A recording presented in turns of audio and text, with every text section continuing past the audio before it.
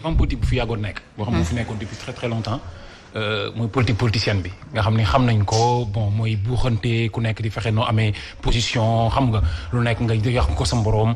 loolu am benn idéologie boo xam dafa jékki-jékki juddu depuis 10 ans parce que dara xëyul rek sotti. sànq maa ngi koy passé man ko mooy idéologie Y'en a marre bi sénégalais yi ay li ñëpp jot si xam nga ay nouveau type de sénégalais yi maanaam ñu fexe ba gis suñu bopp ci ni réew mi di doxee. pour dindi fi politique politicienne bi nga xam ni politique c'est pour benn intérêt crypto personnel benn nit kese mooy ñëw ak ay mbokkam ak ay anandoom ñi ko àndal def partage du gâteau loolu ñuy xeex ba mu yegg si ba toll fii tey ba ñu ñëw ba Pastef ñëw les patriotes. ñu dem ba gis ay nit yoo xam ni au fait ils étaient pas des politiciens. ñoo xam ni ay valeurs lañ xool si ñoom ay nit yoo xam ne dañu am principe ay nit yoo xam ne gis nañ ni ñoom depuis début bi ñoom dañ nekkoon ay nit yoo xamante ni nekkuñ ci politique lijjanti wuñu xaalis amoon nañ opportunité am lu nekk am fi ay immeuble mais defuñ ko xam nga ute ak ñi fi nekkoon ñu adhéré si tuddee ko Pastef les patriotes. ñu ñëpp bokk ñëpp jot si. alors bi ñu ñëwee ak loolu. dafa am benn sénégalais bu jug boo xam ni jugoon na bu yàgg mais dañ ko capitaliser si foofu en réalité. loolu bi ñu ko capitaliser si Pastef bi ak patriotes yi et tout ak même bu dul Pastef yeneen parti yi nga xam ni gëm nañ ko même bu ñu nekkul ci wàllu Pastef am na si ñoo xam ni c'est des politiciens xam ni gis nañ ni politique bi doxatul et puis dañu rejoindre loolu. mais loolu bi ñu ko rejoindre ba nga xam ne yàlla def na vitesse bi paasan wax léegi vitesse bi nga xam ni population bi ñu ngi koy daw. di ko daw si politique ak ci engagement nga gis ay nit yu génne seen xaalis. di ko def ci homme politique lu musul am en réalité. politique dama daan ñëw fekk sama système nekk au pouvoir mu ñëw ba jege ko fexe ba am ci xaalis bi dem créer ñi nga xam ne boo ñëwee di campagne yaa war a joxe xaalis loolu amatul. da ngay toog léegi nga ni dama bëgg fal paasan xam nga dafa bëgg def caution léegi ñu dem ba tollu foofu xam nga ñu dem ba nit ñi di génne seen xaalis malgré dëkk bi ni mu mettee malgré jafe-jafe yi ñuy dund et tout parce que nit ñi dañ dem ba déterminé wu tollu foo am vitesse boo xam ni li fi nekk ci politique attanuñ ko sax mais léegi nag bu ñu demee ba tabb ay nit en réalité nga xam ne xamee nañ leen ci dynamique boobu noonu dynamique bu politique boobu noonu mooy la politique autrement bi ñuy wax ñu dem ba élection locale ñëw ñu def vote sanction mu leer ñu ñëw jàpp ay nit escanté leen gagné bu leer léegi lan mooy lan moo am solo ci bëtu nit yi comment faire pour réussir loolu noonu mooy ñoom ñu éviter bañ a daanu ci piège boo xamante ni moom la seen adversaire politique yi bëgg mooy ban piège mooy piège yu par exemple gis naa Ahmed Aïdara xam nga Ahmed gars il faut qu'ils arrêtent ak ay non kii amul expérience wala kii mënul nekk maire kan moo mën nekk maire lan mooy maire fii loo fi def dañ lay accompagner c'est pas la fin du monde c'est-à-dire fii loo fi def dañ lay accompagner li am solo mooy volonté détermination am pas-pas ak bëgg-bëggu def Ahmed Aïdara mën na nekk président Sénégal su ko gëmee bëggal Sénégal lu baax accompagné de bonnes personnes justement am na ci yeneen réew tugal yoo xamante ni amoon na koo xamante ni maçon la woon moom moo nekkoon seen président États-Unis ay baykat nekk nañu fa président ay handicapés c'est-à-dire il faut ñu dépasser monde diplôme boo xam ni diplôme yi sax du ma ne intellectuel mais monde diplôme boo xamante ne ni bien sûr c'est-à-dire foofu moo la doomu aadama détermination mën na ko yeggale ci lu ne mais léegi bu ñu demee ba ñu gis Ahmed Aïdara ak dynamique bi Sénégalais yi nekkoon di ko xool pour ànd ak moom ñu gis ko ñoom ñu dugal ko ci benn monde boo xamante ni monde boobu ñun dañ ko dépassé woon mooy d'abord li jiitu mooy nekk maire jaral lu ñu dara am accès wala am poste politique jaral lu ñu dara li ñu jaral rek mooy bëgg liggéeyal Sénégal léegi dem na ba réussir loo xam daf leen toroxal réussir loo xam ne ci politique bi loolu en fait daf leen toroxal léegi nag moom warul daanu seen piège ñoom instant yi dañu nekk di xëpp ci cere ji suuf moom warul accepter moom xam nga ñu ko yóbbu ci seen monde boobu nga xam ne moom moo tardel Sénégal depuis des années ñëw xam nga yenn wax yi yenn kii ak benn xëccoo boo xamante ni amaana mën naa ñàkk parce que nit doo ko kenn du daan nit ba pare di ko xëpp suuf di ko dëggati yàlla bëggul loolu justement alors kon yow tey li nga leen di suggérer parce que am na ku leen interpellé woon ne ces jeunes maires ces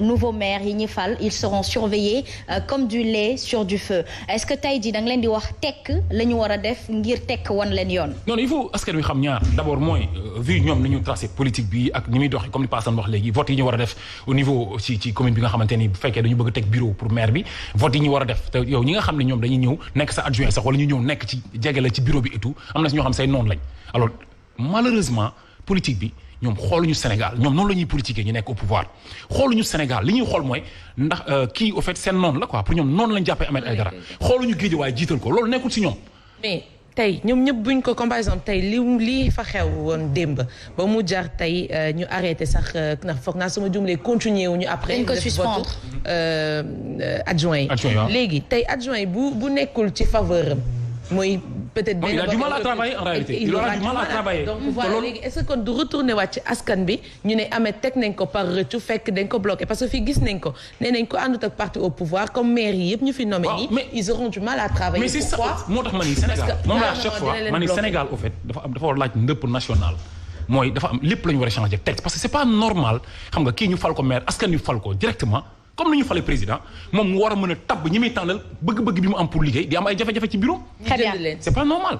très bien en tout cas mi ngi noonu ce n'est pas normal sénégalais yeeg wax ñu bëri di ñaawlu li ni mel waaye tamit wax nga dëgg war nañ gën a moytu réaction yi ndaxte ci réaction lañ leen di juumloo bu ko defee rek Baye Assane Seck la chronique du vendredi nous parlerons du président Sall qui a dirigé l'Afrique devant l'Union européenne des relations à corriger loolu la wax. waaye dañoo war a tàcc président Macky Sall waaye dañ ko war a. man daal tant que sotteegul daal man dum jàmbaar la nag. waaw ñu ngi jéem parfois nag day am yoo xam ne day sooxee wala mbir yi ni ñu koy doxandale moo jaarul yoon rek.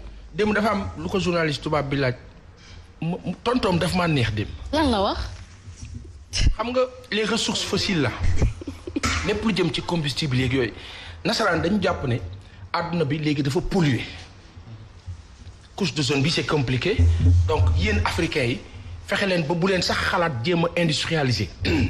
bu leen jéem a yokk affaire yi parce que àdduna bi dafa polluer nangam alors que ñoom ñoo les grands pollueurs. waaye président bi tontu ko la ma neex waay. lan la wax. mu nekk. man sax bëgg naa xam. la chose à comprendre mooy que africains yi ñoom bu dee dañuy polluer soi-disant du weesu 4%. li si des yëpp Occident bi la. donc il faut pas aussi continent boo xam ni industrialisation bi développé wul. ñu bëgg ñu empêcher cela dans un sens où mais il a tel xulil. xaali bët. démb def na ma ko nii. tàccu. waaw rëccu la. non rëcc fan. mais la baax na parce que. te ndeysaan loolu rek la nekkaa laaj. fenn rek laa am bémol. malheureusement boo am na ñenn ñu nga xam dañ naan mais bi noo def mu indi mais bi. mais bi noo def du mais plus la. plus la de ah. démb la woon 17. waaw. le soleil laa ubbi nii. communiqué bi nga xam ni Allemagne Belgique Bénin Canada Côte d'Ivoire Danemark Estonie France Italie vous entendez quoi des pays européens. après Ghana ñëw Mauritanie Niger après Portugal République tchèque Roumanie Sénégal Slovaquie Slovénie Suède Tchad Togo Conseil européen Commission européenne Coalition pour le Sahel Commission de l'Union africaine ñii ñëpp xam lu ñu signé. waaw. pour wax Mali ak gouvernement de transition bi ne leen il faut que ngeen gaaw ci février bi nu mu gën a gaawee ngeen ànd ak li CEDEAO wax def ay élections jox affaire bi civil yi dégg lu baax. loolu la ñu tënk. sommet la veille c'était hier sommet bi tey la dañu war a waxtaan ci revalorisation de nos relations entre l'Europe ak l'Afrique. léegi jàngat leen bu baax entre la rencontre qu'il y a eu entre Macron ak les jeunes africains ce qui s'est passé au Mali et en Afrique de l'Ouest ce qui se passe ak cette rencontre là ak fi ñu jëm damay ñaan yàlla sunu président ba baax bii di Macky Sall yàlla na ko yàlla kàttanal dëgëral ko dooleel ko. ba mu mun a dékku lu ni mel parce que c'est le président de l'Union africaine. léegi nag il faut pas que nasaraan bi joué ko tour. président li ma wax ni amaana ama ci ëpp xam-xam de waaye li ma wax ni am na solo il faut pas que nasaraan joué loo ko tour. il y a plus de 400 ans nasaraan dafa jël sanu ay maam ñun. joué loo leen jeu. ba nax leen ñuy jàppante benn par benn ba doon ay jaam. jaay leen doole tamit. jaay leen doole ci phase yu ne. ba ci la loi Gaston Defferre ba fi ñu toll nii sawaay yëpp xamalal la des stratégies léegi nag continent bi gën a riche ci àdduna bi mu ngi tudd Afrique Chine Russie Iran Corée du Nord nekk ay puissance ba Inde daal di ñoom gis ne que war nañ mën a lëkkaloo ak Afrique pour liggéey Europe loolu lay jéem a lànk mais officiellement dañ ñuy wax ne ba ci ndaje mi démb li ñu ci gis mooy jàppale Afrique d'ailleurs sax pour coronavirus bi nii impact yi kan moo gën a impacté ci coronavirus. ñun nasaraan loolu la léegi ñoom ñu ne ñun impact coronavirus bi li mu def ci sunu ay économie il nous faut 285 milliards d'euros pour ñu mën a redresser wu. mais quelque part foofu Baye Assane Seck pour ne pas te marcher sur la langue économiquement bu fekkee l'Afrique est en majorité en voie de développement bu mbas ñëwee da koy rësal bu baax a baax alors que l'Europe peut-être raw nañu ci wàllum koppar tuuti. loolu mooy lii feeñ sunu kanam. li nga wax ni mooy logique bi feeñ mooy loo xam ni li nga wax ni mooy logique bi mooy loo xam ni loolu moo war a nekk. la réalité mooy que coronavirus bi mu ñëwee. toog naa fi fii bis ndeysaan ma wax ko ak sama ay limites ma ne c'est la révolution corona Afrique daf cee war a sukkandiku pour won àdduna bi ne leen yéen li nga xam ne moo leen të ba mu jafe leen ñun tëwuñu ndax corona la mu leen def ñun defuñu ko. daal di fësal seen doole mais comme mënuñu booloo dañuy jaxase tout le temps. ñuy def naka su dul noonu Union africaine ki ko yor mu ngi tudd président Macky Sall. di ko nga xam ni jege ñaale France la. naam su ay partenaires lañu. France ña baax ñoo fa ne ay nit ya baax une population magnifique la cuisine française la pâtisserie française seen xeetab kii daa xeeñ dal la neex mais benn affaire moo la réalité bi. bëgg nga lekk le continent le plus riche tey toll na ci diggante ba nga xam ni dañ ko nar a usaat. très bien exploite ko encore.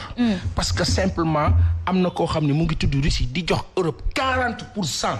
ci seen gaz. ba waa Italie tey. di wax Russie ne mun nañ nekk tampon entre ñoom ak Europe. pour que diggante bi bañ a ñagas. loolu yëpp nag moo jur. rencontre bi nga xam ne officiellement dimbali ci changer suñu ay relations mais dans le fond l'Europe dafa nekk ci guuta